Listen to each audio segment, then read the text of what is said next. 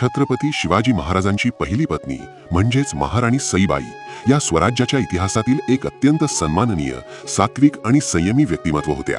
महाराणी सईबाई साहेबांचा जन्म साधारण 1633 मध्ये फलटणच्या प्रसिद्ध निंबाळकर घराण्यात झाला.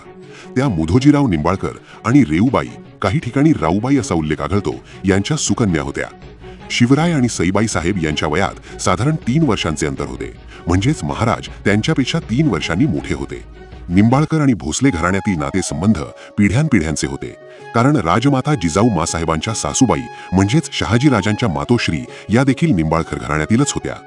श्रीमंत योगी शिवराय आणि महाराणी सईबाई साहेबांचा विवाह 16 मे 1640 रोजी पुण्याच्या लाल महालात अत्यंत थाटामाटात संपन्न झाला. हा विवाह झाला तेव्हा दोघेही वयाने लहान होते, त्यामुळे त्यांना एकमेकांसोबत लहानाचे मोठे होताना एक विशेष ऋणानुबंध निर्माण करता आले. सईबाई साहेब अत्यंत सुस्वभावी, शांत आणि सुसंस्कृत होत्या, ज्यामुळे राजमाता जिजाऊ मासाहेबांच्या त्या अत्यंत लाडक्या आणि विश्वासू सून बनल्या.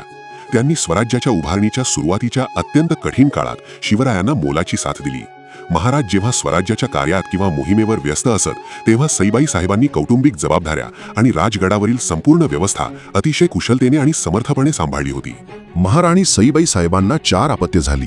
सखुबाई, राणूबाई आणि अंबिकाबाई या 3 कन्या, तर पुत्राचे नाव छत्रपती संभाजी महाराज होते. शंभूराजांचा जन्म 14 मे 1657 रोजी पुरंदर किल्ल्यावर झाला. स्वराज्याचा वारस जन्माला आल्याने सर्वत्र आनंदी आनंद झाला. परंतु दुर्दैवाने त्यानंतर सईबाई साहेबांची प्रकृती हळूहळू खालावू लागली. बाळणपणानंतर त्यांना जो आजार जडला, त्यातून त्या पुन्हा सावरू शकल्या नाहीत. महाराणी सईबाई साहेबांचे आयुष्य खूप कमी होते. 5 सप्टेंबर 1659 रोजी राजगड किल्ल्यावर वयाच्या अवघ्या 26व्या वर्षी त्यांचे निधन झाले. ज्यावेळी अफजलखानाचे अकराळ विक्राळ संकट स्वराज्यावर चालून आले होते आणि महाराज त्या मोठ्या मोहिमेच्या तयारीत होते, त्याच काळात सईबाई साहेबांनी जगाचा निरोप घेतला. त्यांच्या जाण्याने शिवछत्रपतींना मोठा मानसिक धक्का बसला होता, कारण सईबाई साहेब केवळ त्यांच्या पत्नी नव्हत्या, तर त्यांच्या सुखदुःखातील आणि संघर्षाच्या काळातील खऱ्या जोडीदार होत्या.